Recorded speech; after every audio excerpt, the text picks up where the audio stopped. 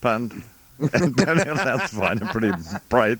In a totally unrelated item here, there's apparently, according to MSNBC and NBC News, there's apparently a man attempting to climb the Sears Tower in Chicago. And the elevator's stupid. Yeah, I mean, what a moron. God. What you gonna play now? Bobby? I don't know. But whatsoever I play, it's got to be Imus in the morning. Warning. Imus in the morning. 2020 Sports. Swung on and blooped to center field. Leday makes the catch. Here comes the runner. The throw home is a terrible throw up the third baseline. It goes up Osada into the dugout. What's wrong with the Yankees? Good morning. Mike Breen with Sports. John Sterling to call WABC. This sportscast sponsored by General Nutrition Centers. Yanks lose again, 4-1 to the Royals. They've lost 4 of their last 6 games at home. And what free shirt are you wearing? And this although morning? Still in first place, Fordham. It's a Fordham shirt. Oh, okay. Their lead over the Red Sox is only 6.5 games. Derek Jeter made another costly error yesterday, his second in the series. And he's also, of course, late for that team picture earlier this week. Mm-hmm. And last week got into that verbal skirmish with a teammate. Yankee fans are asking, what is up with that?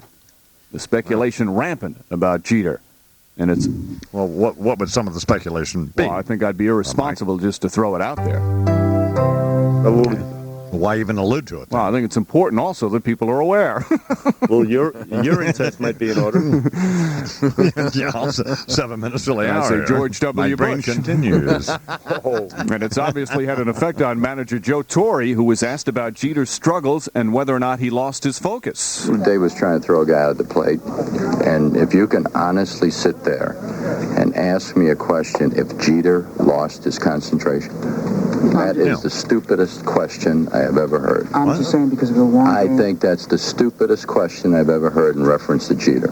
You be ashamed of yourself. I was talking more about you ought to be ashamed of yourself. Joe copping an attitude to a very legitimate question. Why is that a stupid question? Yeah, why should he be... Yeah, how's that... First of all, bad guys, how's that a stupid question? And why should he be ashamed of himself? What are you, it's nuts? Ridiculous. Joe feeling the heat. That is ridiculous. There's some questions that you guys ask these morons that are stupid, but that's a good not question. I mean... Frustration also in Colorado. Rockies in last place. They lost to the Braves 9-7 yesterday.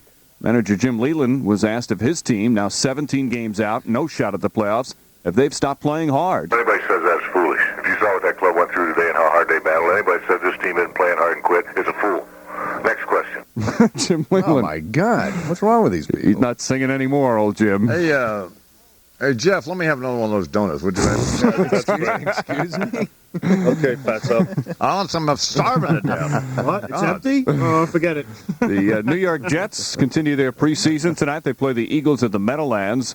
Bill Parcells, appearing on the Mike and the Mad Dog show yesterday, hopes his team realizes they will not have a shot at a Super Bowl every season. Opportunity doesn't knock very long, and you have the opportunity to maybe get there. And we had a good shot last year. I mean, who knew we were going to have it? But when it all came down to it, with 30 minutes to go, we had a shot, and we weren't able to take advantage of it. Well, I tell the players this is the expression I use: the circus doesn't stay in town forever. Wow. Mike and the coach were holding hands. What The did he circus say? doesn't stay in town forever. That's what he tells the team. Jesus God, you and Francesa are the sideshow that does, by the way. Francesa. Giant fat man. It's coming up on 4 minutes till the hour. We'll talk more about Governor Gary Johnson coming up. The consensus here on the program is we like the charming guy. Yeah, it's the first time I've ever talked to him. People think that, like Fred and I have the governor on our payroll out here, and it's absolutely not the case. So that's the first conversation I've ever had with him. Talked to some of his hideous aides when occasionally. Anyway, more about all of that coming up, and also a reprise of this wacky song parody, The Good, the Bad, and the I-Man, all just ahead. Imus in the morning.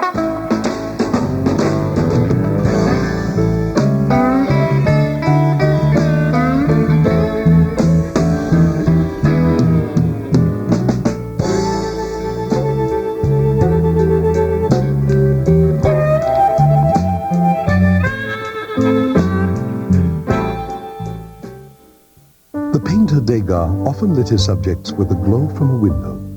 Renoir used dappling sunshine. Toulouse-Lautrec, the flicker of gas lamps. But when leading museums need to light a Degas... And this morning, and Governor Johnson was terrific. He wasn't was Charles? indeed. He absolutely is a great guest.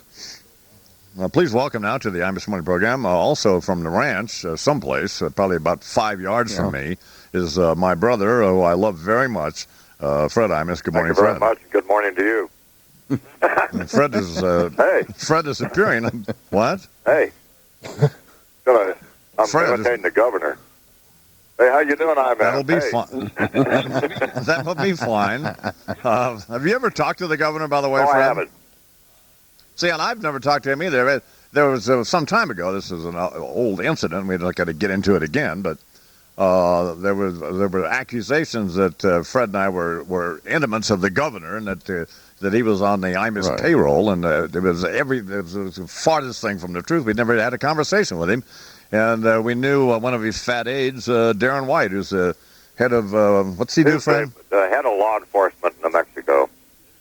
Yeah. So we knew Fat Darren, and we liked Darren, and that was basically it. Anyway, the governor, didn't you think the governor was good, Yes, he Fred? is good. You know, I like him, and I voted for him, so I don't have, I can't say anything about the governor, even though I disagree with most of his, not most of his things, but some of the things I disagree with him, but that's only natural. Well, why did you vote for him? Because he's financially responsible. He's not going to get the state financial trouble, and he's for the most part, he's an excellent governor, and you're not going to agree with him. God, that's another fine, ignorant Fred. voter. Ill-informed idiot. Don't you call my brother an ignorant voter, you bald-headed stooge. I ain't ignorant. It's coming up on 7 minutes after the hour here on the Imus Morning. 7 minutes after the hour here on the Imus Morning program. Well, we also my brother's appearing, by the way, on behalf of your tri-state Jeep dealer, and we would urge you to go out and buy 5 or 6 Jeeps. Where are you, Fred, exactly? Over my trailer. Or you're in your trailer? Yeah. Okay. Fred was over sleeping in one of the Wrangler deals with us, but not sleeping with us. God almighty. You can imagine. But you could have used the phone there, Fred. I don't want to wake anybody up. Oh, okay. Yeah, Wyatt's asleep, finally. So decided to go to sleep about 2 this morning. Anyway, we've been talking this morning about David Bloom, specifically pummeling poor old George W. Bush about this drug question, and Bernard has been screaming about that the David Bloom, and who along with Claire Shipman is the White House correspondent for NBC News, that they don't do the same to the president. And it's Bernard's position that until the president is willing to answer the question whether he raped, for example, whether he raped Juanita Broderick or not, these reporters, like David Bloom and like Claire Shipman, ought to keep asking the question, which is ridiculous, because all the president's ever going to say is what George Bush should have said, is talk to my lawyers. Well, George Bush got himself in trouble he should have said, if he's not going to talk about whether he ever did cocaine or not, then he should have not ever acknowledged that he did drugs at any period in his life. He should have just said, I'm not going to talk about it. Instead of that, he's now started to parse out these answers, and he's now said he hasn't done drugs in the past 7 years. Well, as soon as you open that door, then you're going to get beat up by people like David Bloom. Why did he do it? Because they kept the heat on him, which they didn't do for the crooked pervert in the White House, the rapist. They gave him a pass on that. He referred it to his lawyer, and that's the last time they asked him. The last time. Is that true? Well, let's find out if that's the case. You be quiet and let Claire Shipman, who's up on Martha's Vineyard with the president, a White House correspondent, along with David Bloom, answer that question. Well, have you guys given the president a pass on answering that specific question, Claire?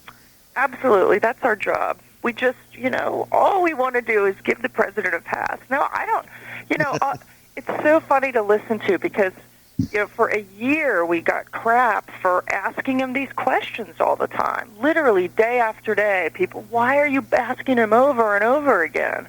Which we did, and as you pointed out, at a certain point it only yields the same answer. Now, from asking the same questions about Monica Lewinsky for a year, we finally found out what happened. But the Juanita Broderick issue wasn't going anywhere. I'm not sure that we're ever going to hear his version of that. But also at a certain point, I think the people can decide whether that's important. And I think in this case, the American public is going to decide whether they care what George W. Bush did when he was younger. But I do think it's reasonable, in defense of my colleague, and others who have been asking these questions, they're not unreasonable questions, especially, I think, when you look at the fact that the governor was willing to talk about, make a blanket statement that he'd never been unfaithful, and that seems the norm now. Everybody has to step forward and say they have or haven't cheated on their spouses, and was willing to say that he had a drinking problem and that he'd recovered from it. So with such honesty, then why not just talk about the rest of it? You know what's really sad? What? Is that Bernard and me and Charles have actually got you people like you and David Bloom and other people to respond seriously to these idiotic accusations. Defending yourselves. Three stooges. Defending yourselves, and all we're doing is sitting here just jerking everybody's chain, and, poking you guys, trying to get you upset. And it's working. It's more, I can't tell you how much fun it is. Plus, it's working. People. I mean, you know, what can I say? I know you are, but this is great. I mean, I can see David Bloom driving along in his car, but his knuckles are white on the steering wheel. He wants to, next time he sees one of us, he'll want to kill us, And you probably will never speak to us again. So. We'll speak to you, of course. Anyway, what's going on up at Martha's Vineyard? Well, blue skies.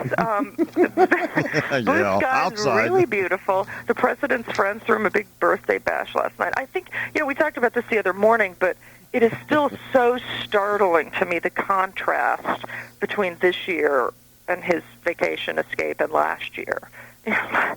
Just last year was unbelievable. We thought literally at any moment he might. Remember when he made that surprise announcement the day that the U.S. had bombed and had to fly back to Washington, and we all thought he was going to come out and say, "All right, I'm quitting."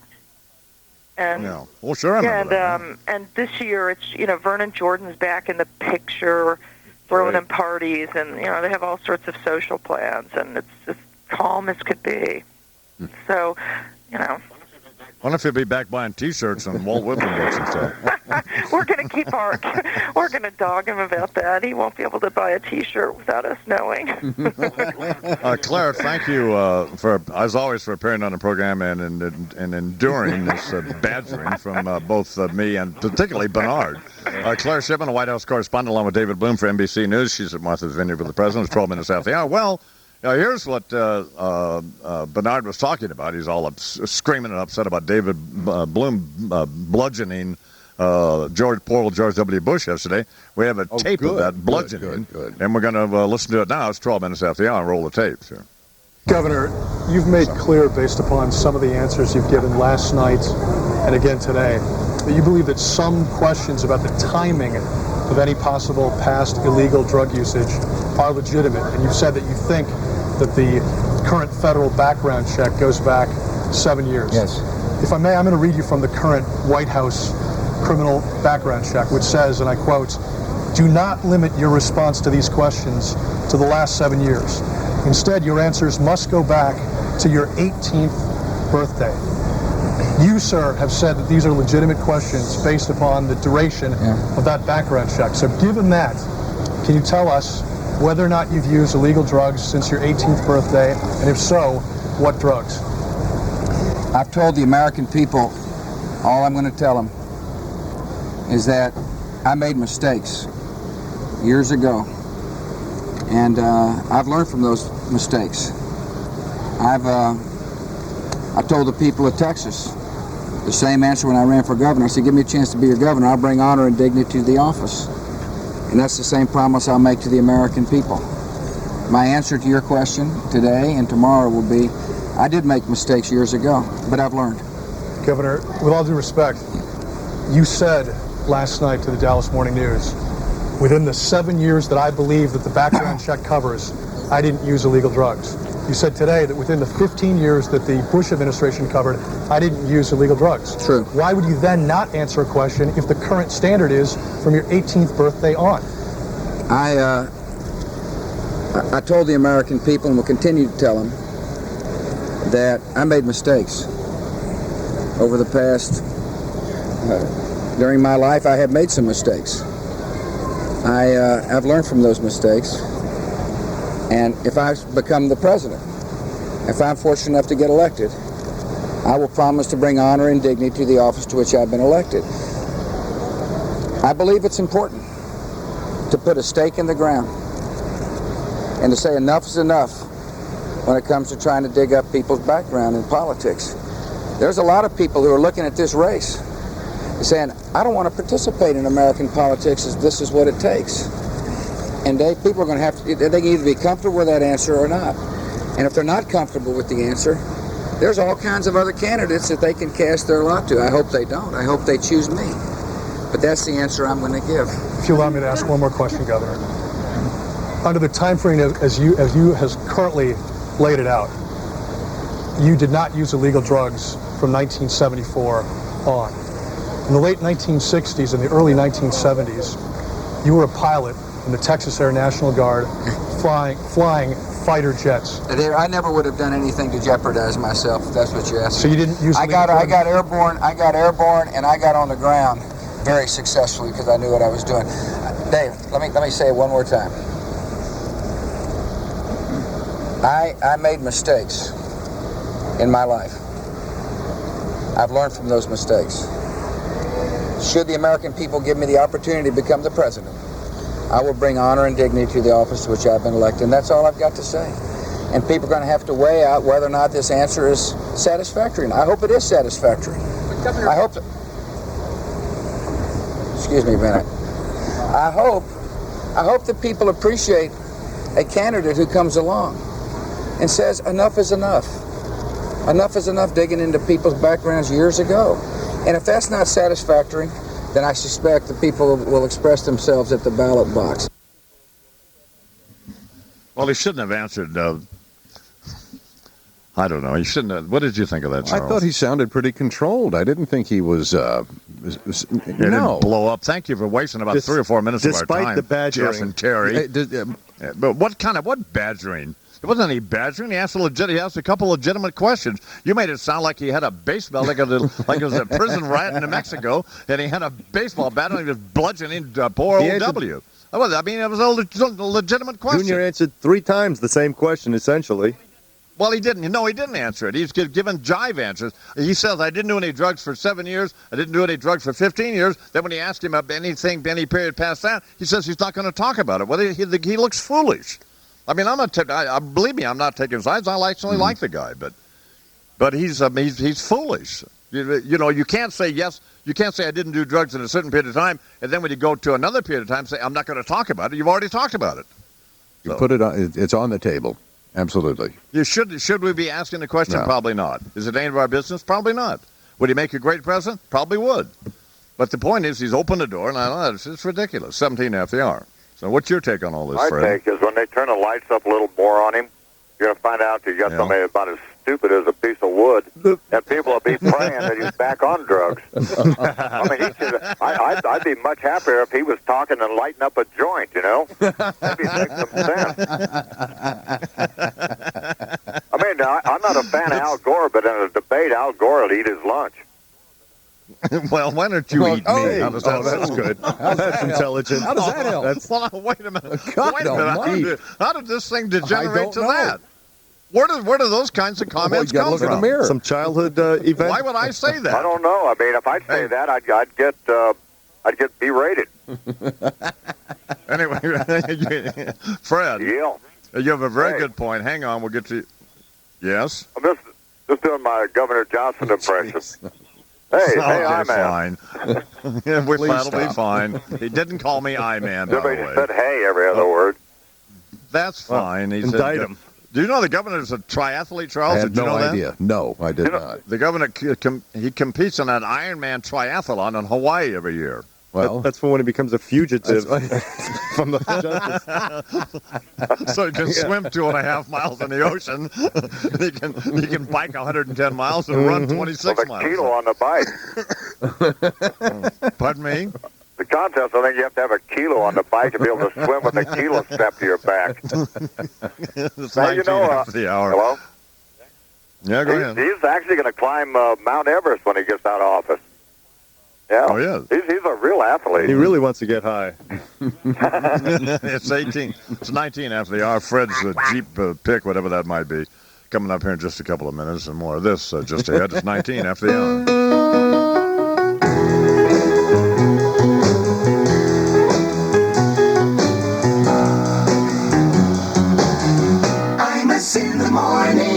following commercial, I will try to illustrate to you just how big the new dude is. It's fake with a capital F. It's also the most popular entertainment since the Gladiators. What's our obsession with wrestling?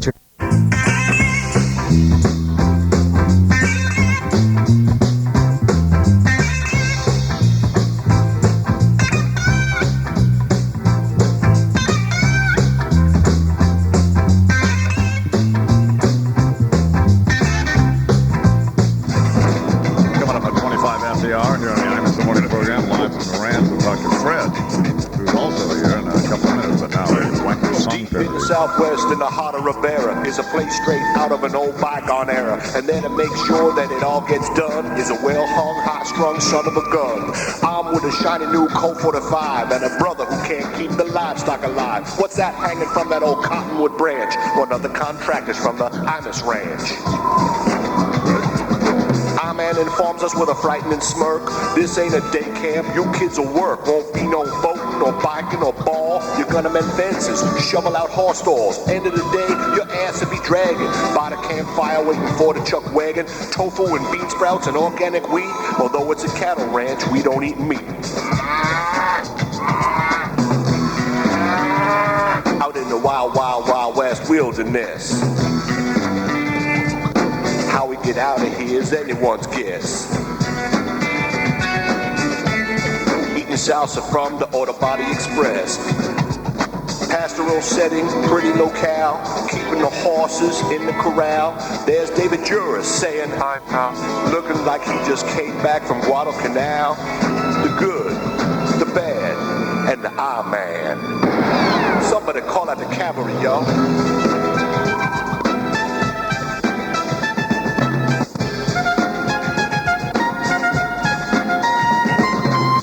Dogs, tumbleweeds, coyotes, cactus, no pinball or ping pong or pool to distract us from riding and roping and driving the herd, but still you don't hear a discouraging word, because despite the hard work, we're all having fun, and besides that, the I-Man, he carries a gun, thinking he's some kind of bad desperado, not as much of an outlaw as Alphonse D'Amato. He pitching a fit because his fingers is split, while I'm digging a ditch and shoveling If I was a hired hand, I'd probably quit. New Mexican sunset, it's so serene, most beautiful place that I've ever seen. Set for that TV producer Jeff Green. Dude ain't got no hair, looks like Mr. Clean. The good, the bad, and the I-Man. Under the prairie moon, out on the mesa, you won't find a southwestern Mother Teresa, just a cranky old cowboy and his trailer park brother, a red-headed baby and his teenage mother, tipping their hats with a fine howdy neighbor, just like Kathy Lee, they're using child labor on a cattle ranch just outside Santa Fe, where only the deer and the antelope play. Well, there go another contractor, the good, the bad, and the I-Man. Fred's on the phone from the trailer about 100 yards from where I am in the Aflac hay barn. So, Fred, what is your Tri-State Jeep sports lock of the week? Big Pepsi 400 coming up this weekend up in Brookline, Michigan. I'm picking Jeff Gordon because I think he's back on track. Yeah. Oh, God. Do you hear this, Charles? Of it, for crying out loud. I mean, this is pathetic. He did win it last year. Yeah, but another thing is, he's had some, he has to miss bad luck this year, and for who knows what reason. But I think he's back on. He's got the car running good. He's doing good. There's no reason why he shouldn't win. He shouldn't win this weekend. Also, he won last week, and there's no reason why he shouldn't win this weekend. Well, there might be one reason why he shouldn't win. Dale Jarrett. That's one reason why. That's one reason why. Plus the fact that you picked him. yeah, you picked him, and Dale Jarrett and Mike Martin are they're also racing. Yeah, I mean, here's the problem with these races. Martin, idiot. Nope. In any of these races, you got 20 guys that could win that race. When you're picking football games, you only have one team. You only have two of them that possibly could win. But in an auto race, there's 20 guys out there that could win that race. There's 43 in every NASCAR race that could win. But there's a few of them that are never going to win. Yeah. I mean, they're never going to win. I shouldn't say that. You get the top guys, they're pretty hard to beat. Fine. God, fine. It's 29 minutes after the hour. Oh, my God, are you on drugs? A guy like Mark Martin can be tough to beat in a lot of situations, It's 29 after the hour here on the after the hour here on the Imus Morning Sports. Speaking of motor vehicles, a guy from Houston, Texas, gave us a Humvee. Well, that's where the guy's from, Fred? Somewhere in Texas. I think it is Houston. Yeah. Guy from Houston, Texas, gave us a Humvee, and we decided to convert it into a emergency vehicle because we need one out here to Ranch because the closest town is Las Vegas, New Mexico, and it's 25 miles away. So the Hackensack University Medical Center, old John Ferguson, in fact, Charles was aware of this. I was telling him about it, so he sends me a check. I didn't even ask him for this. He sends me a check for $30,000. We sent this Humvee to someplace where in Nebraska, Fred? And they put all of the medical equipment in and stuff, and we didn't want to paint it so it looked like an ambulance because one of the things we don't want these kids to think about when they come out here is hospitals and ambulances. But, you realistically have to have a vehicle if one of them gets gored by one of these Texas Longhorns. Somebody falls off their horse, we need an ambulance. We need an ambulance for you. I mean, every time I turn around, you're putting some ointment on something, Anyway, we had it painted camouflage, and they've completely redone the interior and converted it into an ambulance. And now it's up in Denver having something done to it, right, Fred? Tuned up, and there's not very many Humvee dealers around, and the closest one to us is either Scottsdale or Denver. So it's up there just getting tuned up. So anyway, the Humvee will be here. I don't think it'll be here in time for Sunday, but we're covered for when the kids get here on Sunday. Anyway, thanks to the Hackensack University Medical Center for doing all that. And I forget the guy's name in Houston, Texas, who gave it to us. It's about an $80,000 piece of equipment. So anyway, Fred, thanks. Why don't you come on over here? Fred, see if you can find that jerky that Chris gave me and bring some of that over here, would you? Some jerky. God, listen to this. I'll look around. All right, 31 after the hour. My brother Fred Imus here on the Imus Morning Program, sponsored by Tri-State Jeep Dealer.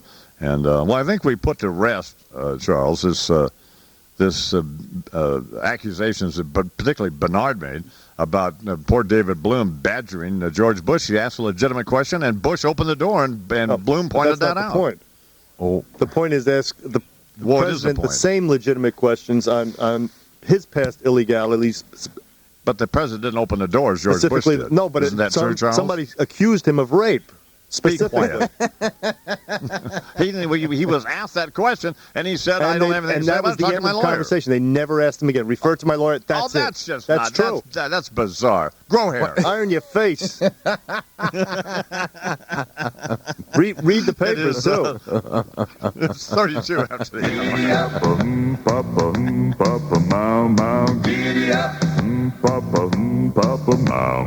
Imus in the morning.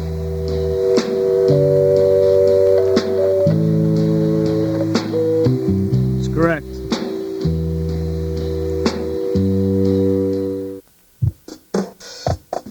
It has more. Our man used to live.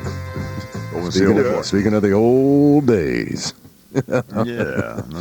Speaking of some past use. 23 till the hour here on the Imus Morning Program. And once again now, almost a regular this week on the Imus Morning Program, the brother of Bill Clinton, Roger Clinton. Good morning, Roger. Hey, man. Governor Gary Johnson for president. I'm telling you, man, he's got my vote whether he runs or not. That's a guy with a platform I can respect. I don't buy that he's getting that after his current gig is over, man, because I'll tell you what he's doing down in Mexico. He's on a listening tour, man. Either that or he's setting up a couple of export houses for when he eventually legalizes. Hey, I don't know why this David Bloom and all these press guys keep hammering Port W about the drug deal. So what if he was in the National Guard, he got airborne a few times without the benefit of a plane? I mean, what difference does it make if he ain't done drugs in the past 15 years? There's a guy running for president now who's doing drugs now, Dan Quayle. He thinks he's actually got a shot, man. He's got to be doing something. He's hallucinating 24 hours a day. Whatever that boy's got, he can put me down for a couple of OZs right now. Hey, I got to get going, man. I'm going out and get a couple of 1,000 names on a petition to get Governor Johnson's name on the ballot, man. Hey, maybe he'll name me as his running mate. A Johnson Clinton ticket? I'd vote for that. Of course, he'd have to get the top billing because not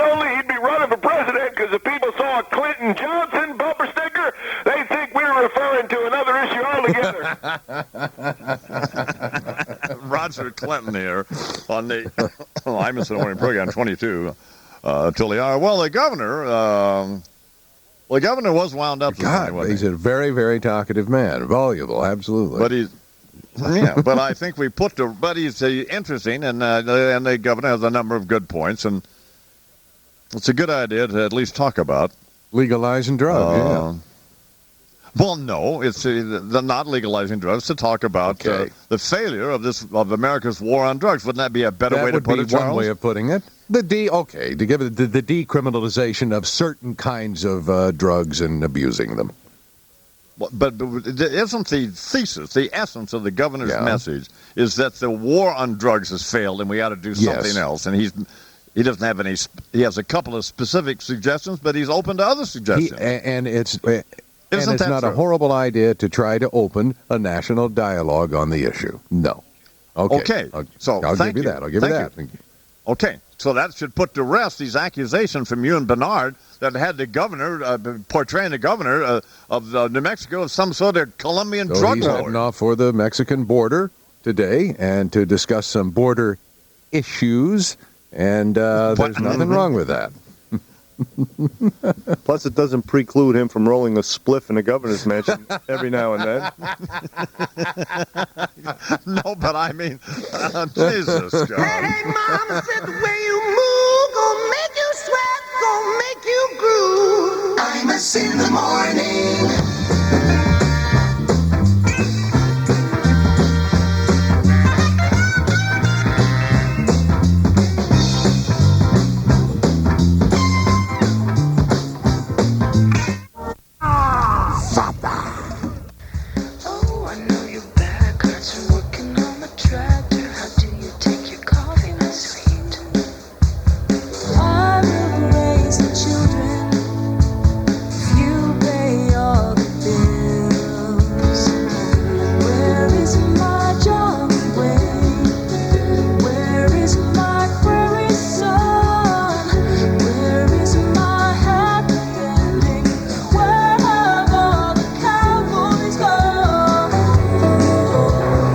In the morning, 2020 sports.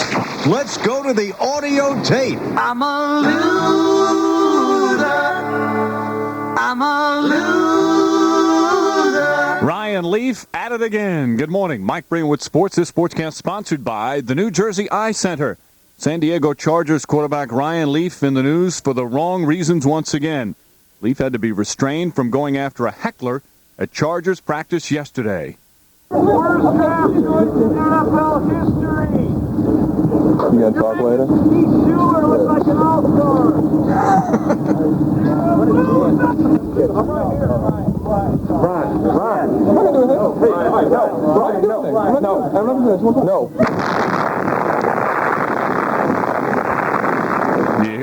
Is there any way to understand that at all, No, it's just Mike? to prove a point. Well, what was the point? What is he the was going after this guy, his teammates holding him back, saying, Ryan, please, no. The guy called him a loser, and the best part, started singing the lyrics to the song Lonesome Loser, and there weren't that many people at practice, so everyone on the field could hear the guy singing the lyrics.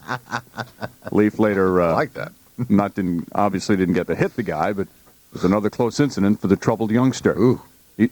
Well, it was difficult to understand that here on the radio. That was my point. Leaf not the only athlete to become annoyed yesterday. Red Sox Pedro Martinez, a rough day in Boston. Well, I'd like to get my hands around your neck. Started shouting at general manager Dan Duquette, then scolded reporters for making too much of a story of his being late to the ballpark last week. Whatever happens in this clubhouse, you're not allowed to say if we don't talk with you. Off record, you're not allowed to say anything. So be more professional and stop sticking your nose where you don't have to. There you go. Mm-hmm. Pedro also made a threat to the reporters. The clubhouse is my house. If you sneak into my house and I don't know who you are, I will shoot you. I'm cool with that. Yeah. One of the reporters that Martinez was making reference to was Mike Barnacle, formerly of the Boston Globe. Right. Barnacle, unavailable for comment. Cricket. You really Jesus. That's just great, The NFL, the Washington Redskins maybe a little long in the tooth this season. Yesterday, they talked 36-year-old Irving Fryer out of retirement and signed the veteran wide receiver for the 99 season. He played for the Eagles last year, had a final farewell. They gave him gifts, but now he's back on the field with the Redskins. Now today, the Redskins will attempt to talk to defensive lineman Chris Dolman to play this season. Dolman last year with the 49ers, 15 sacks, hung up his cleats, but now the Redskins want him to come out of retirement. He's going to have a talk with them today. And according... How about Elroy Hurst, Deacon Jones? Well, they have yet another former player they're hoping to lure out of retirement. Quarterback Joe Namath is in negotiations right now for a new 2-year deal and is expected to start in their third preseason game. What's Riggins doing? And that's sports. I'm Mike Breen. You don't like my peaches?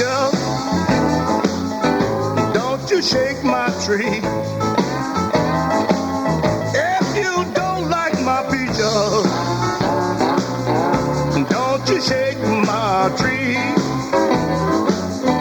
That's the way I was born. That's the way it's gonna be. But I got to get out of here. Imus in the morning. The following is a paid commercial. Every weekday morning, Greg Jarrett and Chris Jansing bring you the best of NBC News.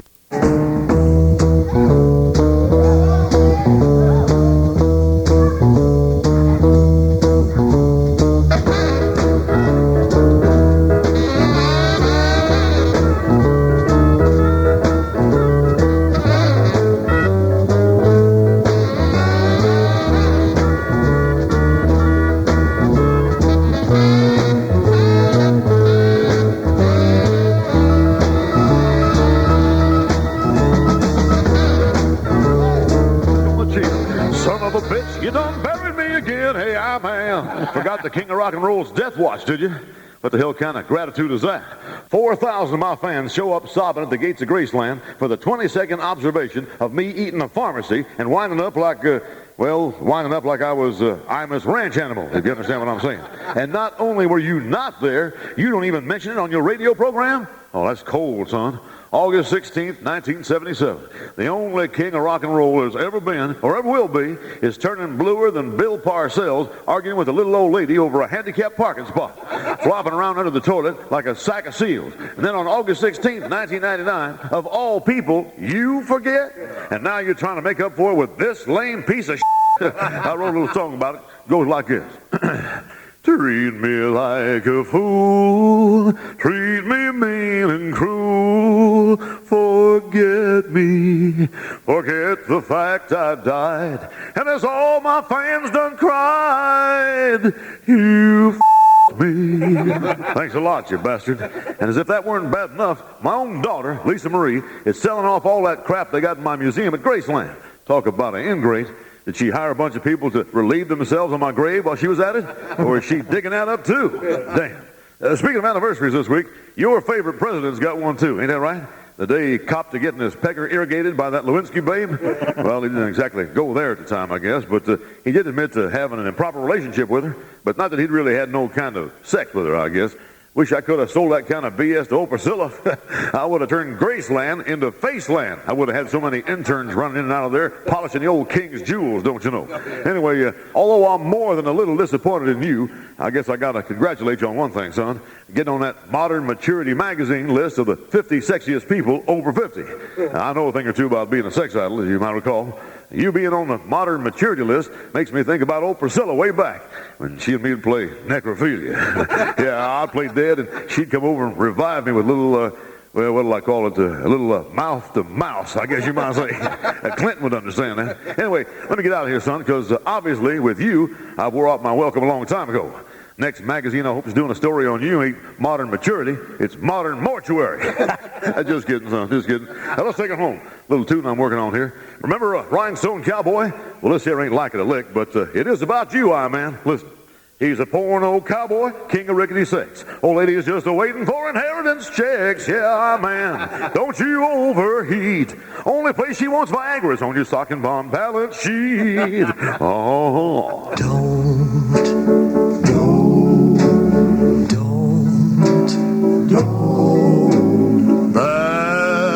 That's what you say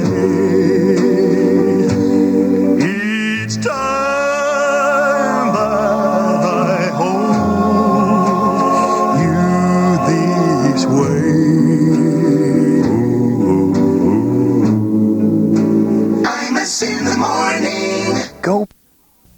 Yes, I said I was going to talk, and then I would cue you, you maggot. Don't worry about what we're going to do. Yes, we are. Stop snapping at everybody. Little jerk. Hi, I'm Imus in the morning. It's 18 till the hour. Stop snapping at everybody. I didn't snap at anybody. Who did I snap at? Snapped at Lou. So Rob just calls me. I called Rob last night. Yeah, and you just hung up on him. Yes, I did. 3 minutes ago. I hung up on Rob, and here's why. Well, I'll tell you why. Because he calls last night. His mom answers the phone. Clearly, she was drinking. And she's supposed to be taking care of the kids. And What are she, you talking about? No. What is the matter with you? Idiot. Anyway, God. I called Rob last night, and he doesn't call me back. So who knows where he was? He gets home, and now he's calling me now. Well, he he's said, well, I'm returning your call from last night. And I said, well, clearly I wanted to talk to you last night. Well, why would you hang Moose up on face. him? Maybe I he got mean, home late. Absolutely. They wanna for crying bother you. out loud. And now is nice enough to be up and returning your telephone call. What time did you get home? 12:30. All right, there's your answer. Okay, where were you? Apologize. Well, I was out having an affair. I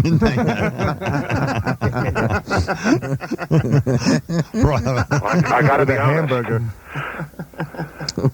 So have you ever cheated on your wife, Charles? No, I have not. Have you, Bernard? Negative. I haven't. Have you? No, sir.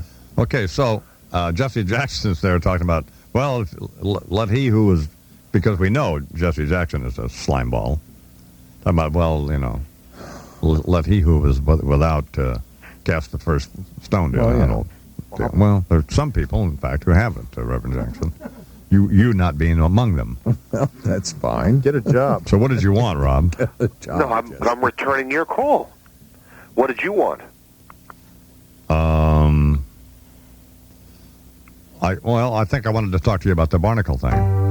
'Cause that's how I called Rob, and he went on the internet, and which I could have done myself, except I just it's not going to happen.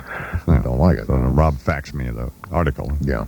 It's very easy to do. I mean, and you do it all the time. You just would type in Barnacle's name instead of your own. It's impossible. I check Nexus Lexus. That's about it. I don't even check that much anymore. We use Nexus Lexus all the time, though. Dana does, and Bernard to, for stuff. Other pursuits, yeah. Type an Imus and penis and see what comes out. Call back with something funny, would you? Good morning, good morning, good morning. Okay. That didn't take long. Speaking of that, here is C. Vernon Mason. Good morning, C. Good morning, good morning, good morning. If Rob's having an affair, it'd probably be catered. Laura Ingram is I don't know what she does anymore. What do you do? How do you describe you? For MSNBC. How you do what now? I'm a political analyst for MSNBC. Oh, okay. We're back there. So that's where we started, kind of, wasn't it? Yeah. Okay. Peacock. Then, went to CBS. Yep. That didn't work out, right? No. Okay. But things are apparently okay. Yeah. CBS is fun, but not. Do you believe that the president wore this tie on August 6th that she gave him? I believe that anything out of this White House is possible. I mean, this idea of signals to Monica, I mean, I think there's a question of whether or not there was any attempt to contact her when Mr. Ginsburg was representing Monica. I've thought from the very beginning that there was some kind of effort to, keep her on the team, whether it was through other people or through other representatives of the White House or friends of hers. I just can't believe with what we heard the other day that there wasn't some attempt to influence her. And that might be what Mr. Starr was inquiring about. Everyone thinks that Starr was, so interested in all these sex questions. I bet Starr asked about 5 questions about the sexual matter. What's the point of it? He has admitted some kind of sexual contact, and he's not going to admit to perjury. I think what probably happened is that they were very surprised that Starr is the little tortoise in this race, and that he probably had a lot of information that they didn't think he had. We know where people like you are coming from, and Bernard. And I am not Charles. coming from it. Contrary to what you However, say, from a political point of view, it's better for the Republicans if Bill Clinton stays in office. Are you a conservative commentator? No. Yeah. No. What are you? I'm not. Social commentator, political commentator with a conservative bent. Analyst. Yeah, sure. I have a perspective. I don't try to Laura pretend Ingram, I don't. Who some people have accused of being a lesbian, but you're not, right? No. Okay. but I appreciate you bringing that up every single time I come. Why don't you spill that scalding coffee on your lap next time, okay? No, because I've had people ask me, is Laura Ingraham a lesbian? And I said no. Not that we know of. Did you ever ask Frank Rich if he was a homosexual? By the way, on the I was air? just watching that clip of Clinton. No, because I don't have the same sort of relationship. Frank's not quite a... Well, I'll be happy to ask him. You ever describe Frank Rich as a liberal columnist? Absolutely. You do? Weenie. Yeah, why don't you ask Liberal weenie. Why don't you ask some of your politically correct, tree-hugging people that you have on this show that you suck up to? Why don't you ask them about their sex lives? if I don't they're see you homo. asking Happy to. them. You never do. You I only don't? ask Nope. me. I apologize. I don't care. Sure. Okay. It's funny, actually. Okay, I was just watching Clinton come down Wouldn't be any reason to ask Frank Rich if he's a homo. Would there? Get Frank on the phone. I'll ask him. Get him on the phone now. Get him on the phone. Have But his the phone thing number? is, you never Do you thought to have- ask. You never did. What's the until I difference? Now asked that you. you're the producer, you're supposed to point these things out. It just shows your proclivity to Oh, there's no antagonize I got a the... proclivity for you. Go gum your banana and be quiet and listen to me. You're an inspiration to lepers everywhere. I can lead a full and prosperous life as a leper. Okay, by the way, I apologize. that's okay. By the way, when you saw Clinton coming down the gate, what is it called? What is it called? The gangway. The gateway. Yeah, Yes, in Martha's Vineyard. yeah. Isn't it fitting that he's greeted by Carly Simon, the woman who wrote "You're So Vain" and "Anticipation"? Peace may be in trouble because of the Monica Lewinsky matter. They worry the Monica mess may leave President Clinton politically powerless to break the deadlock in peace talks. One negotiator says it means, quote, the weakening of the already almost absent American role. Some in Israel agree. One Israeli commentator writes the president is so distracted that, quote, the defender of the free world has simply stopped functioning. No, but he has the support of idiots like my brother. I mean, he it's doesn't. He beyond has my ability to comprehend. What? Fat pig. You have the First of all, I'm not 70% of fat, you American buck. people, you jerk-faced nut. What if you look at the polls that they put up about every 10 minutes on the television? Why don't you take one of those poles and put it in your butt? Oh, come Hey, again? Yeah. I'm not fat, by the way. Hefty. Not hefty either. This is ugly. Big bone. Well, nothing's going to happen until the people turn against him. We have turned against him here, Fred. Yeah, but you're just a jerk, you know. I mean, you're in the minority. No, we'll see. We'll Yeah, see. man's trying to lead. You're just following. Yeah, Shut up. You shut up. You shut up. That dog's making more sense than you. The dog is me. Which one of your dogs is that, Fred? Pashak. Ooh. Oh, that's your attack dog. That's a serious dog there. I'll let him Yeah. come home. You know, once in a while, he likes to come home. Right. I don't want that dog around Wyatt. He likes little babies. But he does. The Globe? Yeah. I'll donate $1,000 to your favorite charity Okay. if you can name 3 NASCAR race drivers. Terry Labonte, Morgan Shepherd, Dale Earnhardt. What's the name of your charity? It's the Don Cricky Fund. Enjoy. But you know what makes me so happy? What, baby? That you stopped talking about your cat. Well, Unbelievable. Well- Chuck was ready to reach for the gun there. I know. Yeah. Wasn't you, Chuck? Yep, absolutely. But, you know, what do you feed that cat? You okay, Don? I thought maybe I had a Pat O'Brien moment there. I got emotional over that $1,000. Unless you're having a stroke. What do you feed that cat, I feed my cat science diet cat food. It's all it's ever had in its life. Well, let me tell you, if you go to a grocery store, you'll find, cats like fish, so you'll find tuna-flavored cat food and shrimp-flavored cat food. No, I don't get them any of that. So what you and Fred might want to put out is a line of mouse-flavored cat food. They like that. Yeah. And if that gets going, Enjoy, buddies. you might get yourself a little line of cat-flavored dog food. But I wanted to ask you about the cat, Don. I remember when you got it. You got it from an engineer's brother at NBC. Right. Well, the cat breeder. Yeah, it was a Blue Point Himalayan or so, they told you. Actually, what they got is some bitch from the SPCA, fluffed it up, and sold it to you for $500. Right. Then it cost you $5,000 to find it. Yes. Didn't it? Yes, it did. Is it a fluffy cat or a non-fluffy cat? It's a fluffy cat. Well, they're great. They're great to wash your car with. Well, yes, I guess they would be. Honey, Yes? do you have Collins? Yes, I do, honey. Hold Collins up in front of the television. I want Collins to hear this. Okay, I am. Okay. You have the radio on, too? Yes, darling. Why? Jesus, God, you sound like my brother's blow-up doll. What? This is doll talk? No. Anyway, honey. Collins is so excited. Listen. Okay. All right, that's fine. Go ahead, Charles. This should raise a red flag for Collins. Can you hear her? Yes, honey. Listen up, Collins. Isn't she cute? Yes, honey. Let us get to the story. Okay. But is she cute Can you control your daughter? I mean, your wife? You shut up, Bernard, you Nazi. Go ahead, Chuck. A man in Bethel, Connecticut, in court, accused of gunning down the family cat. Police say 48-year-old Andre Fredette claims he shot Tiggy last week because he believed the cat had rabies. However, rabies tests showed that simply was not the case. Fredette also shot a second family cat in the leg. It survived, and he's charged with cruelty to animals and cruelty to persons because when a kid came up and protested what was going on, he smacked the kid. The boy told police that Mr. Fredette simply hates animals and therefore gunned down both family cats. Collins, are you listening to this?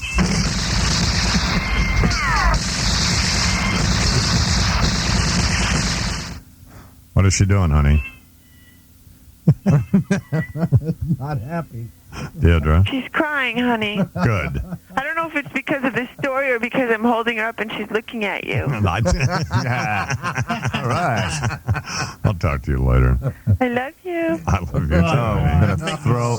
It'd be helpful if we're going to stick my wife's name up on the screen if we spell it correctly. That was it. Deidre. Deidre. It's like Tim Russert called her Deidre. Dedruh. Are you going to get in trouble for that? Pardon me? Are you going to get in trouble for that misspelling? No, why would I get in trouble? Because you sound like a henpecked old wuss. How? You just do. Do I? A little bit. It's disgusting. You've lost. Do you serve her breakfast in bed on the weekends, I-Man? No. That'd I be don't very believe sweet. That'd be very nice if you I just had to hold the cat up for their little lesson for this. Yeah, listen up, Colin. Neurotic, psychopathic cat of mine. Get a little more affectionate, I think. God, what a loser. Be a pet, for crying out loud. So we went over next door to Terry and Johnson, had dinner with them, thinking. And I said, man, this is going to be great because they have 4 cats. Yeah. We'll get to pet something. Well, their cats are not quite as bad as Colin's, but... But close. Well, no, they're nice cats, but I mean... But aloof, aren't they? But I hate cats anyway. Of course, it's inherent. You know. They are aloof creatures. If I didn't live in Manhattan, I'd have a dog. Yeah. What you should have, not a cat. What? You're truly a shell of the man you once were. Well, what did I do? You're going to your neighbor's house looking forward to petting cats on Central Park West. Well, that's probably... That is sad. Yeah, I know, that is sad. Well, I'm starved for pet. I need pet pleasure. Your wife is cuffing you around on the radio? She's not cuffing me around at all. I wear the pants in that. Yeah, right. It sounds like. Pretty much. Yeah, you do. The panties. All right, let's go to line 4 now. 1-800-370-IMUS, and here's John. Good morning, John. Morning. How you doing, baby? How you doing, Miss Honest? Couple observations, a couple things I want to chat with you, all right? All right. Your cat problem. Break it down. My cat problem. Your cat problem. Yeah. You spend too much on cats. Tell me about it. You got to get yourself a regular homegrown, got knocked up by the thing next door, cat. That's what my brother said. They make the best cats in the world. I know that. My neighbor downstairs just had 6 beautiful kittens. Yeah. You're more than happy for one. You know, more than welcome for one. No, well... Send them down. See, here's the problem. Yeah. Because Collins, I've had Collins, who's this purebred... Yeah, that's another problem. Yeah. Don't feed it for a couple days. This purebred Himalayan Blue Point. Just don't feed it for a couple days. Well? Tell you what, that straighten anything out. Sure. You go without food for a couple days. That'll do it. That cat will come around, won't it? Sure. I bet it would. That's a good idea. Mm-hmm. That's a good idea. Give it water. You got to give it water. Yeah. Hold the food off for a couple days. That'll do it. I'm going to do that. Telling you, it'll probably work. Works for dogs. This is the worst cat ever. I mean, it's a cute little fuzzy fat cat. Yeah, but attitude. Oh, man, what a hideous, horrible attitude. Yeah. I said, you should just get a regular, from the pound, kitten. What's Santa go bring you for Christmas, baby? Probably nothing. Uh-oh. I don't like that. That's a nice What's that all about? Just the way it is. You got a woman in your life? Yes. Oh, you do? Oh, that's another thing. How's she working out? Oh, she's working out fine. She's sleeping. She got to stop breaking our Charles about that thing. He's got the woman thing going. You know, she knows what's up. Get up, make his lunch. Sure. All I got to do is just keep food from her for a couple of days. No, that don't work the same way. Yeah. It don't work the same way. I don't understand what you're saying here. About kind of getting up in the morning. Oh. She gets up with him. Yeah. Gets his, little lunch for him. Yeah. Sends him on his way. Uh-huh. That's the way it should be. Well, I hear that, my brother, from another mother. Falling in the line. my brother from another mother. You know what I'm saying? So I'm talking to my brother last night, and I said, there are some times when you appear on the program when there's not much there. Wouldn't you agree with that? Yes, I would. Okay. I don't need Jerry Spence to argue that case for me. Okay. And I said, would we have any little amusing anecdotes or anything rather than just yes, no, and sound as though he gets mad and hangs up on me. Would. Didn't you? Well, you're a jerk, I'm not Jonathan Winters. Well, believe me, we know that. No, wait a minute. You're kidding. We thought you were. We thought you were the reincarnation of Richard Pryor. Anyway, here is Ed. What's your last name, Ed? Malillo. How you doing, baby? Fine, how are you? What did four-legged Fred eat? A bird. He ate a parrot. That's exactly right. So, and you win $1,000 in a Norelco reflex action razor. Thank you very much. You ever shave with a Norelco razor? No. Are you willing to try it? Absolutely. All right, but you have to do it for about 3 weeks. No problem. Because the first couple times you try it, I'm going to tell you now, you're not going to like it. Okay. And you're going to think this thing sucks and what's Imus talking about. You're wrong. But once your mush gets accustomed to it. Your face and beard have to be. Yeah, so. That's all. Plus, Ed, you are now eligible to win this Dodge Viper. Great. So, okay. So, Ed, what do you do for a living? I'm a broker. How's that working out for you? Pretty well. What's your favorite radio station? WFAN. All right. Listen to my blubber butt brother. All the time. Hey, look at this card. This is really stupid. What is it? This is a Christmas card I got from McCord. Oh. And that's a picture of his hideous dog, Is that the Ozzy. most precious little thing you've ever seen in your life? Now, did you take this dog to Yeah, just to a little studio. to a little studio? Locally, yeah. And they put the little dummy in a basket there. Yeah. And put a backdrop. That's be a helpful if MSNBC got it in focus. Yeah. There you go. Now, is that the cutest thing you've ever seen in your life? Look at that little guy. But I mean, here's my question. What? What makes you think that I or anyone else wants a picture of your dog? Because we've had a lot of people call saying that dog is now up on. We put that on the refrigerator under a refrigerator magnet. I was telling Delbert and Wendy last night about you buying them contact lenses for that other dog, the one that's dead. Well, that's fine. Jeez. Let's look at this. Dear Don and Deirdre, Yeah. happy moments, happy memories, happy holidays to you. Charles, Connie, and Ozzy. I mean, that's obnoxious. Little Oz. That's obnoxious. That's what old homos do. That's what old homos do. They don't have any kids. Crying out loud. You mean, you have a son. Yeah, I know, but he's off somewhere. We don't know where. Charles, Connie, and Ozzy? Yeah. Little Oz. I mean, that's Isn't that sad. the cutest little That would be thing? like if we sent out, Don, Deirdre, and Collins. Well, he's a new acquisition. We're very excited about Hey, it. Collins liked Delbert and Wendy.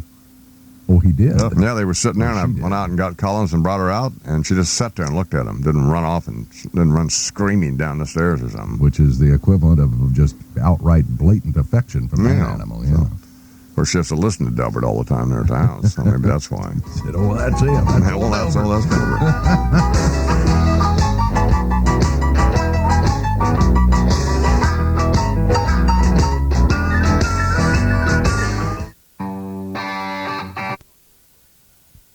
I want to talk to old Grant now from... Where is he? He's in Western Cranston. Where is that, Grant? Hey, that's just outside of Providence. I'm in about 15, not even 10 or 15 minutes. Hmm? How you doing, baby? I'm all right. How are you? I'm hanging in there, man. I'm bummed out. What's the matter? I lost my dog last week. Oh, darn. His name is Elvis, and I know you being a big Elvis fan. You lost your dog named Elvis. Yeah. Maybe your dog's dead. Yeah, I know. I thought about that. That's a drag. Hmm?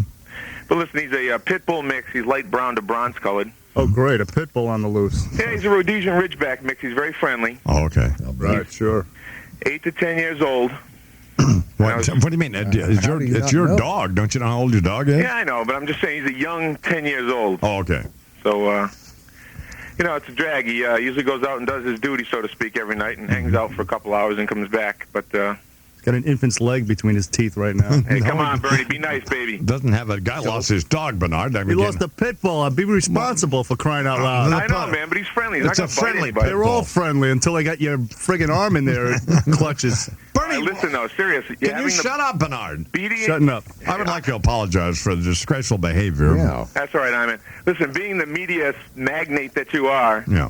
I was hoping maybe, with your voice all over the place, maybe somebody out in the Weston, Cranston, Coventry, Scituate, Rhode Island, Johnston area We'll find Elvis. could find Elvis. He's a good dog, and I've had him for 10 years, and, I'd like to, Well, I'm sorry you lost your dog. and there's a reward. I'll hook you guys up. How much? How much? Well, it depends. It's negotiable. Well, what does negotiable mean? How could it Well, be? What's your wife look like? She's good looking. Shut up, Bernard. I thought I told you to butt out, Bernard. Hey, as a matter of fact, Steven Spielberg's filming a movie out here. Amistad, his first DreamWorks production. You're always getting on him. He's finally going to do something. Right. And my wife got cast as an extra in there. Well, she did. Yeah. She's going to be a New Haven woman, Uh-huh. an aristocrat, I guess. Okay. But anyway, besides that, How'd you get the part? well, actually, I sent in my two kids are models. A little bit. Yeah. I do all right. I do a little theater on the side. Oh, you do? And what happened was I sent in all our pictures. My kids have their professional portfolio pictures I sent, plus mine, which is a regular headshot. Right. I sent my wife's picture at the half. It's a small picture cut in half. Right. It's about the size of a pocket shot. Mm-hmm. I send it to them. They pick her. Well, Not me. Not my two beautiful kids. Not that she's not beautiful. yeah, you're not going to be in a movie.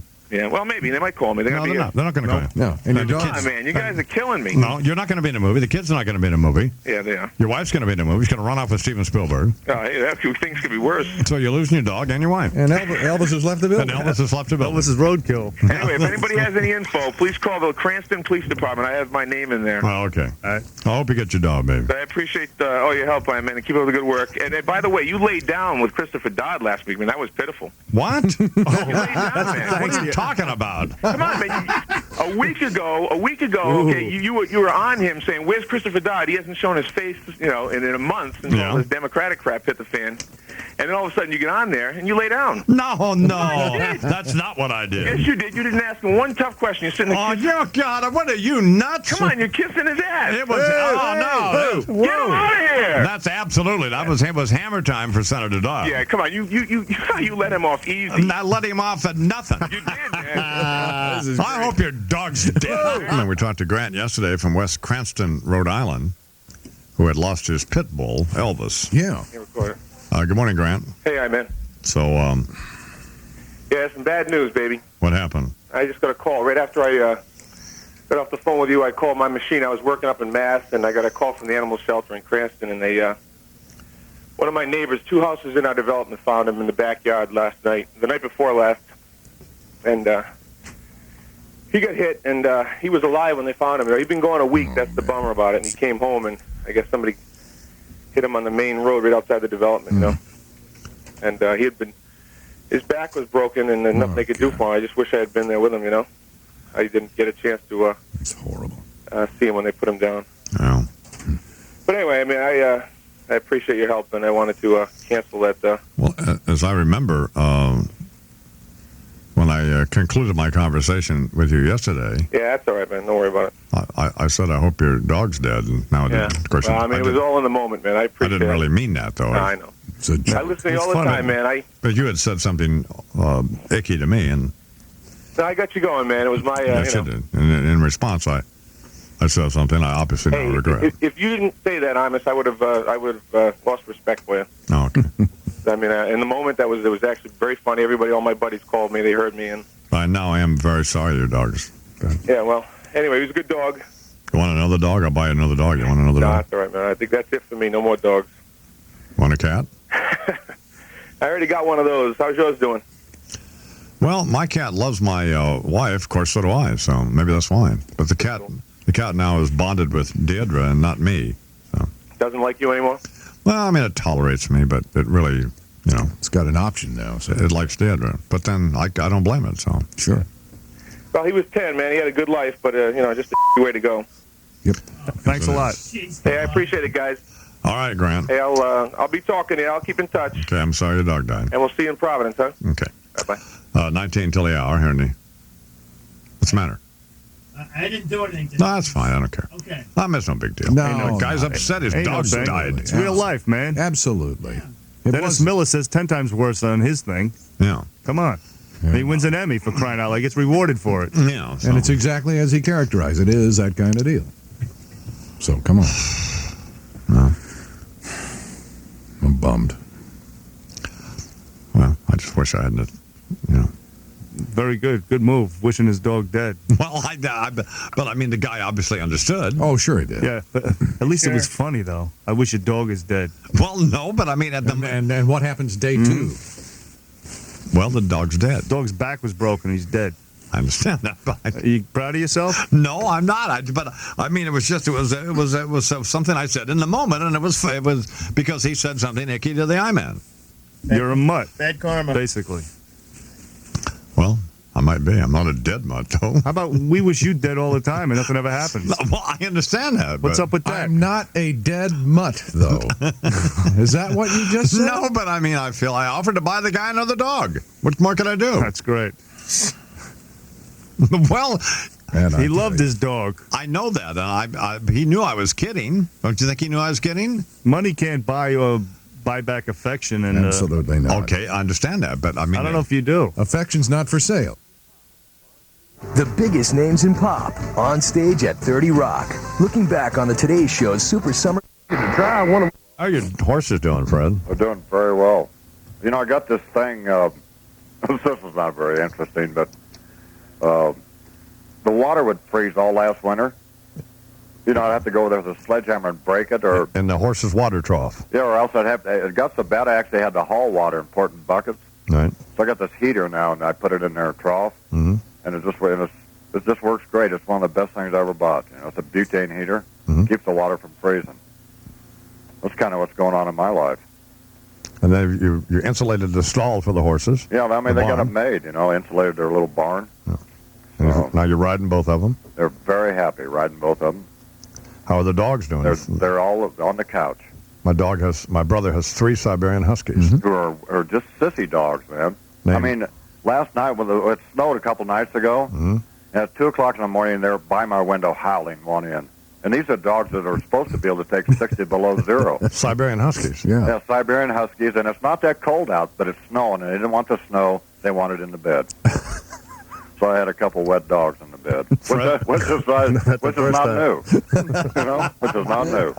No, Fred, it's not. You have had a couple of wet dogs in that bed, haven't you? Hey, as long as you keep the lights out, who cares?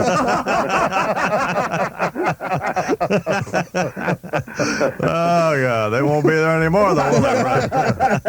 They're kind of thin now, And joining us now for the national news, world events, and all that, live from Santa Fe, New Mexico, is my brother, Fred Imus, who is appearing on behalf of your Tri-State Jeep and Eagle dealer, and Mike Barnacle, who is appearing, well, he's just appearing. And they're on the video phone thing, but I don't understand what. Good morning, Fred. Good morning. I'm holding Barnacle hostage. Fred, do you see this? I want $300 and a bus ticket to Phoenix, or I'm gonna blow his ass away. Is that a real gun you're holding on him, Fred? It's my 357. Is it loaded? Is it loaded? I don't know. I thought I unloaded it, but I'm not sure. Hey, let me try it. Let me cock his hammer back. This is not amusing, Fred. It's not? No. I want $300. I want it now. I want a bus ticket to Phoenix out of here. I feel like a postal worker. I'm on the edge. I'm under pressure. I'm going to freak out. I don't have anything against Barnacle, but he was handy. It is 7 minutes after the hour here on the Imus Morning program. My brother has this guard dog that he bought. This German Shepherd guard dog. Pashot is the dog's name. And the dog is 3 years old, German Shepherd, born in Czechoslovakia, trained in Phoenix, Arizona, and now is on duty there at the Auto Body Express. And the dog, normally with these guard dogs, it takes 2 or 3 weeks for the dog to bond with its new owner. Right. This dog, well, my brother's a sweetheart. This dog bonded with Fred in an hour. and was jumping up on him and giving him big bear hugs. And, you know, the trainer said to keep the dog in a cage for 2 or 3 days. Is the dog a female? No, it's a male. Huh. So now the dog will not let Fred out of its sight. Really? Wherever Fred goes, upstairs, downstairs at the warehouse, out in the store, any place he goes. That's cute. The dog is right there with him. So yesterday, Fred's in his office sitting there, right, Fred? Yes. And the dog is lying at his feet. And a guy comes up, one of Fred's temporary workers, and reaches over simply to shake hands with Fred. And the dog was on him like that. Oh, my God. And the dog bit him in the stomach. Oh, geez. What a charming trait. And you want to talk to Barnacle? He can talk to you a little bit. No. No. Why? What do you mean a little bit? Because I don't want him to say too much. All right, well, let me talk to Barnacle. Okay. Good morning, Mike. This is unbelievable. Fred has people living in cages out here at his house. The dog is living better than Fred's help is. Have you, is the dog friendly with you? The dog bit 6 people yesterday. I mean, if I get this gun away from Fred, there's going to be one less dog around here. Nice talking with you, Mike. It's 11 minutes after the hour. Fred, take the phone away Please. from him. Get the phone away from him, Fred. Shoot him. Fred, get the phone away from him and shoot him. Hey, you know what the mayor told Barnacle? No. That I had my head in my butt. Well, and here's the thing. What? It made me feel good. Yeah. Because I've been up here in Santa Fe 4 years. Yeah. And that's all I've had in my butt. That makes me unique. Well, first of all, let me just say this to the mayor of Santa Fe. No, wait a minute. Madam Mayor, you are absolutely right about my brother. And you've got that right. So, anyway, Debbie Jaramillo is a very fine mayor of Sweet lady, as I understand it, as a matter of fact. Very nice woman and a great mayor there in Santa Fe, New Mexico. Mayor Jaramillo, and she is obviously zeroed in on Fred, knows where he's coming from. Right. Their words make headlines. I don't have a lot of time to answer questions right now. Their jobs touch our lives. You don't send in the National Guard, you send food and you send doctors. Charles's dog, Ozzy. Yeah. This is really weak. What's the matter? What's weak? Charles's dog, the Westminster Dog Show, that's the Super Bowl of dog shows. Right. Charles's dog is in it. Opens Monday. He will be shown Monday. The Oz man in the ring doing his thing. Go, dog. Can you wait? Aren't you excited? Well, sure you are. I know you are. Well, you are such a pretentious phony. Like an old fag. What? You're like an old homo. What? I am Imus in the morning. This is WFAN in New York. You're like an old homo. What are you saying? Well, because I mean, Dog show. A dog show with that little bug-eyed. What kind of dog is it? A Boston Terrier. Your little bug-eyed crack dog. A beautiful bug-eyed crack dog. Because they're real nervous dogs. They're not nervous. And you can't pet them because they're shaking so much. They don't. And they've got these bug eyes, so you can't. They keep bumping into stuff with their eyes. That's silly. Well, the last dog, Bud, of course, Bud finally died mercifully. Bud had to be put down, as we say. And there was at one point, Charles and Connie got Bud contact lenses. I mean, it was just idiotic. And the dog goes around like a crack dog, like I said. Looks like one of the Baldwin Brothers dogs, and is shaking all the time. And they put the corrective lens. They put the contact lenses in the dog's bug eyes, and he shakes his head, and they're halfway across the room. Well, it was just an experiment to see Over whether the it dog might help dish. him. What's the matter with that? Ozzy does not have. He doesn't have as prominent an eye as Bud did. Man. Ozzy's a gorgeous dog. Going to be in Westminster. I mean, can you wait? This is great, isn't it? You think you know a guy? Isn't this neat? Does he have any chance of winning? Sure. I mean, it's a big field. We know that. And he's still just a puppy, so it'd be very unlikely. Oh, here we go. You know what this sounds like? No. Katzenberg trying to explain hugging Al Gore. No. That's what it sounds like. No. Well, that's what it sounds like. Exactly. Most dogs have a long, you have to have a national reputation before you can really win Westminster. Here we go. Okay, Mr. Katzenberg. He's only 18 months old. The Imus in the Morning News is sponsored by the Hackensack University Medical Center. And here, Charles McCord, the homo. I resent that. Chaz McCord. Jesus, God almighty. No, this is Oz, owned by... What's the dog's name, you know? The whole thing? Yeah. I'd have to call Connie. Can MSNBC take a camera over there? Oh, absolutely. Absolutely. Yeah. I would be wonderful. You would adore it. That's what you started to say, didn't you? Almost. God. Jesus. God. I'm ashamed. I'm embarrassed. You come back here, young man. I gotta clean my hands.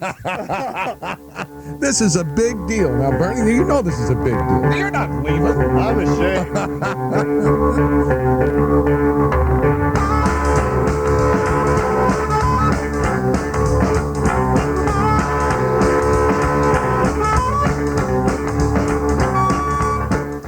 Check in on what? Fido. See, I had no idea that this thing was this well attended. I really didn't.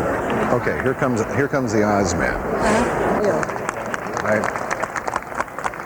Hey, Oz man, look how he's moving. Wow.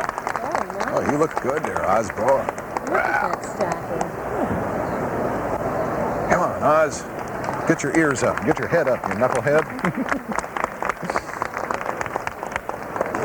Why is he between the handler's legs? I don't care for that.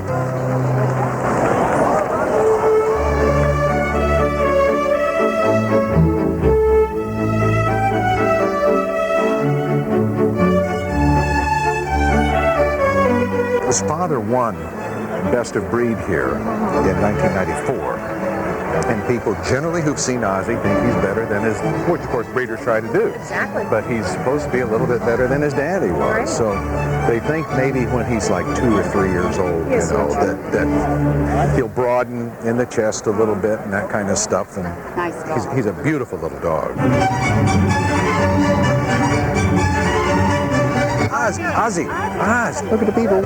Here, Oz, look, Ozzy, Oz, hey, Ozzy in the camera. Hello, America.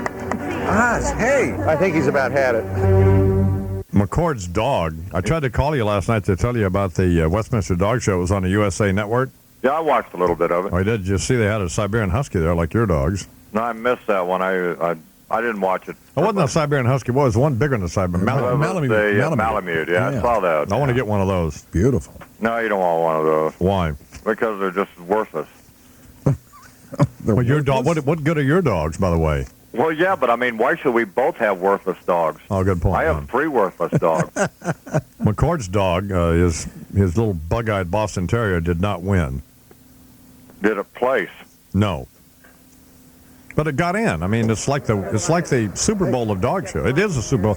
It is. It's a Daytona 500 of dog shows. It's his dog is the Jeff Gordon of the Daytona 500. Well, from 16. Look how he's but he has a bunch of those dogs. How did it do against the dogs in its own breed? It didn't do well, but I'll tell you why it didn't. It's 2 years old. It was just sort of getting introduced to this national competition. Did it place last? No. Well, where did the dog place in the dogs that were like it? Okay, well, they had a first, second, and third. And then then everybody else, so it really didn't, we don't know.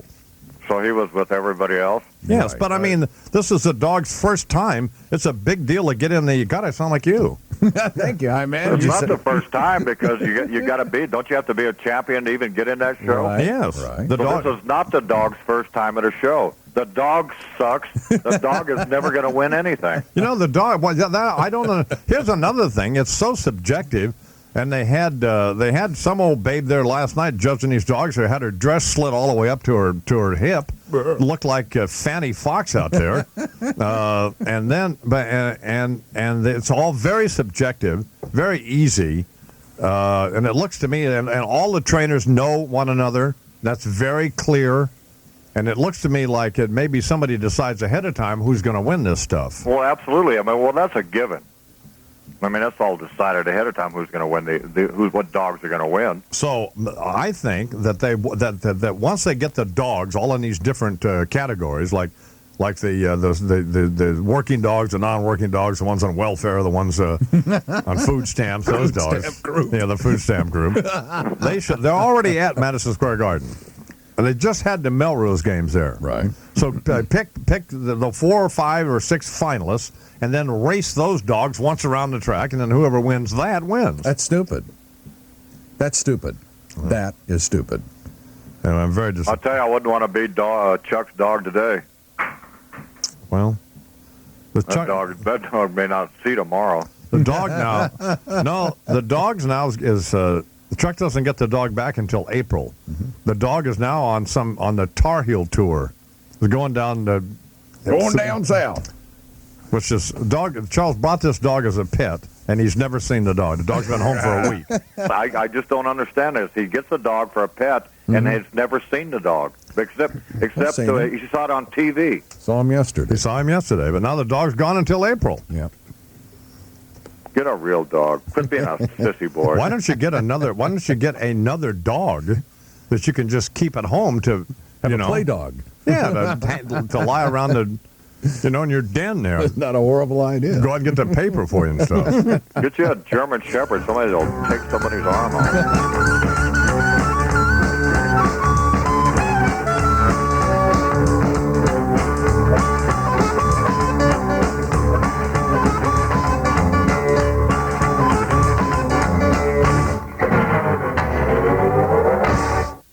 Four boys crossed a line from mischievous juveniles to notorious criminals. Their tragic story is a lesson every parent should learn. Special edition tonight, 8 Eastern on MSNBC.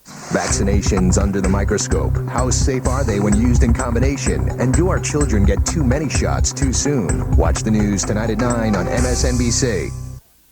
Stay tuned to find out how you can get the deluxe super slicing lid. Sliced tomatoes, grate cheese, julienne zucchini, and much more. It's absolutely free on this special TV offer. Are you tired of slicing and dicing? Now there's the Express Gourmet. Just turn the handle and watch this kitchen miracle cut, chop, and mix in seconds without a mess. The super sharp stainless steel blades chop onions so fast you won't shed a tear. Chop celery for soups, stews, and salads. Prepare all your favorite potato recipes. Coarse chop for home fries or fine chop for potato pancakes. Chop and mix cabbage, carrots, and dressing for a quick coleslaw. Express Gourmet minces garlic cloves in seconds. Then add tomatoes, peppers, and onions for a fresh homemade salsa without preservatives. It's quick and easy to turn soft bread into fresh breadcrumbs. Don't lug out those big electrical appliances. Express Gourmet blends berries and bananas for a delicious fruit smoothie. Make a single serving of homemade healthy baby food. The dual-edged blade is so strong it even chops ice. Add flavored syrups and you've got a frosty dessert. Use the whipping blade to whip up eggs, batters, and much more. Just rinse, clean, or place in the dishwasher for easy cleanup. You could spend a fortune on noisy food processors. Now order Express Gourmet with chopping blades, whipping blade, egg separator, and gourmet recipe book, all for only $19.99. But wait, as a free gift, we'll send you the super slicing lid with safety holder and 5 interchangeable blades. Great cheese for great taco toppings. Cut even slices tomatoes and onions for a super sub. The complete Express Gourmet with recipe book and bonus super slicing lid and safety holder. 14 pieces in all, only $19.99. Order now. To order your Express Gourmet, a $40 value for only $19.99 plus shipping and handling, call 1-800-862-7777 or send a check or money order to Ontel. This hour's Best of Imus was produced with suggestions from Barbara Moll from Lidditz, Pennsylvania. If you have suggestions for your own Best of Imus show, email them to Imus at msnbc.com. Man, this is going to be a great show this morning. Bald-headed weasel, bald-headed buzzard. Just stop now. God, I hate Menard. You're fired? You're fired. You telling me to shut up? I'm your immediate superior. What are you, nuts? This is MSNBC. I think that pretty much says it all. We'll have some not good news in the event you just turned on your radio or television. Mm-hmm. My brother has 4 dogs, 3 Siberian Huskies. All of them weigh about 150 pounds. Yep. Well, maybe not that much, but 130, 135, I'm sure. Yeah. Fred, Phyllis, and Larry. And he has a German Shepherd named Pashat. It used to be an attack dog, but now is not. Now it's just a pet. Mm. And they all eventually will wind up out at the ranch for the kids to pet. particularly the Siberian Huskies. Yes. Now, we're accumulating animals. We're in the process of building a ranch, which is going to take probably another year to get finished, Right. And but we already have 19 horses. We already have about 15 Texas Longhorns, 10 or 12 of whom are pregnant. And we have not the sheep yet. We already have quail, and the sheep are coming. And we had chickens. What do you mean had? Well, my wife, Deidre, she and my brother have this attachment to animals that is childlike, and if something happens to any of them, why they're just mortified. Yeah. I mean, they're the kind of people who stop animals on the road, that kind of thing. So Fred's birthday was January 11th, and Deidre bought Fred 22 chickens. Yep. Special chickens from a special chicken place there in New Mexico. And so Fred had them in a brooder on the island there in the kitchen, where he had where the quail started. By the way, the quail now are out in the back in a little quail habitat that he's built for them. So they'll eventually, we're establishing quail habitats out at the ranch, so they'll eventually be out at the ranch. The dogs got in yesterday and ate the chickens. Oh, no. How is that funny? It's not funny. Why, that idiot? It's not funny at all. Hey, they ate all but one chicken.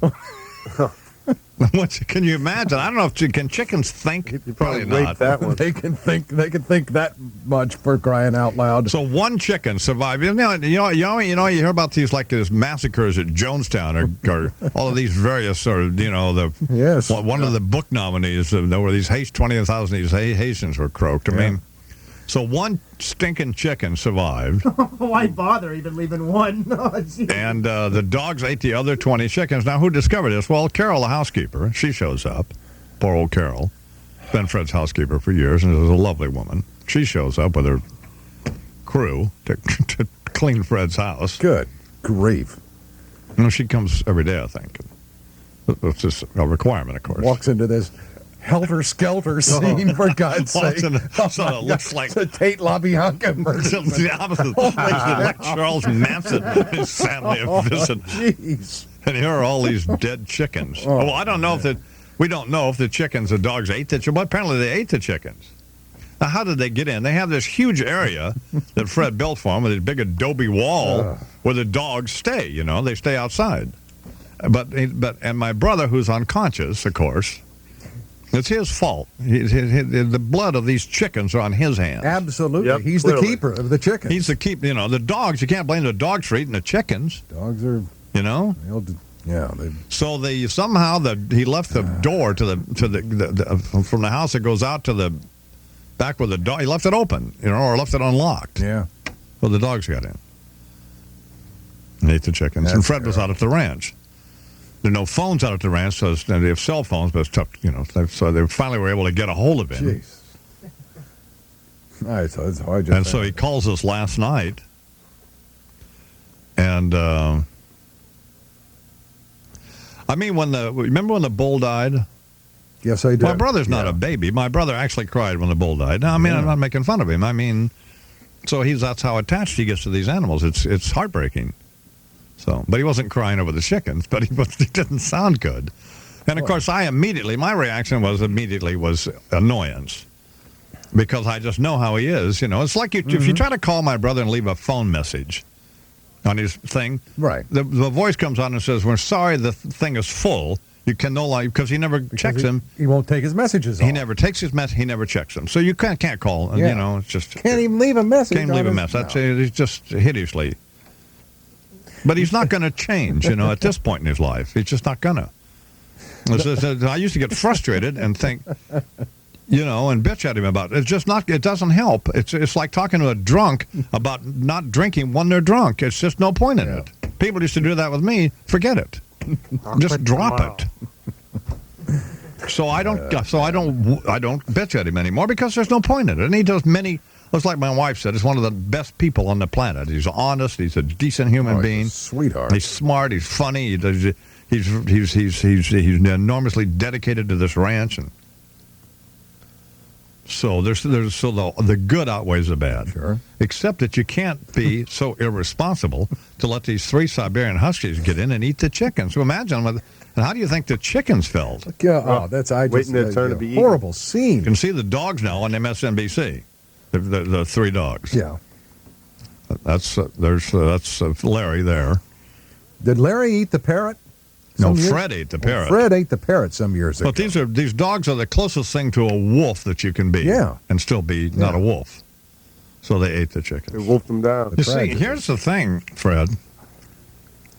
If stuff like this didn't happen, if this was the first incident, the first thing that you had done, or that the dogs had done, then that would be fine. But I mean, we spent 5 years chasing Fred, and then Phyllis, because they keep getting out all the time, he would take him to work with him down to the shop, Yeah, I remember. And then people would come in, they'd leave the door open, the dogs get out, and they'd chase him for hours. And by the way, one night was out, and they get out in these fields out there.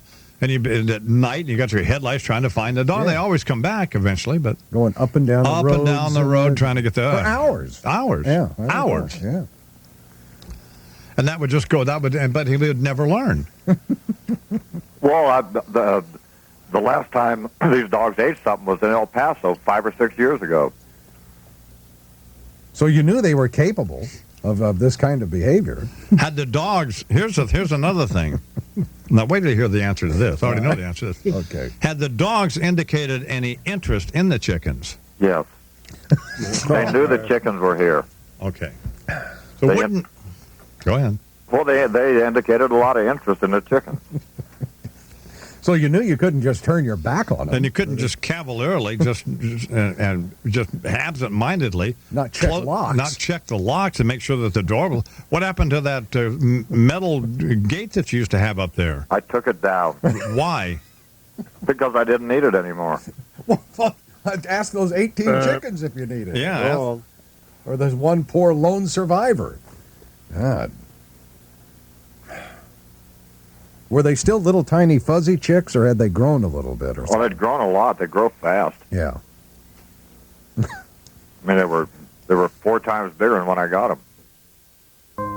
We want to live in our home. Period. Is Bernie out in the Bronx still? Must be, yeah. Good morning, Bernard. Good morning, guy, man. We're out here. We were just speaking to a couple of prisoners on the bus over there to see how they felt about the Yankee Stadium possibly leaving the Bronx, but they were unable to stay. They had to go to court, man. Yes, we're down here in the South Bronx, and we're right in front of the Yankee Tavern here, which is a popular sports bar in the area. And in order perhaps to entice the I-Man, they sell some bread hot dogs over here. And they do sell beer. But so far I haven't been stabbed, and we're all alive. We're all well. We don't have anybody. Oh, here's a gentleman coming up. Fine. Sir, can I talk to you? How do you feel about Yankee Stadium leaving the Bronx? I don't like it at all. I think it should stay here. It's a monument to baseball, and it belongs here in the Bronx. How many games have you been to this year? About 15. Given the violence in the area, do you think it was a good idea to have a bat day at Yankee Stadium? Bat day? Yeah. I wasn't aware there was violence in You have never been mugged in this neighborhood? No, I live in this neighborhood. Has anybody ever been mugged in this neighborhood? Where's all the crime? I don't know. Maybe I'm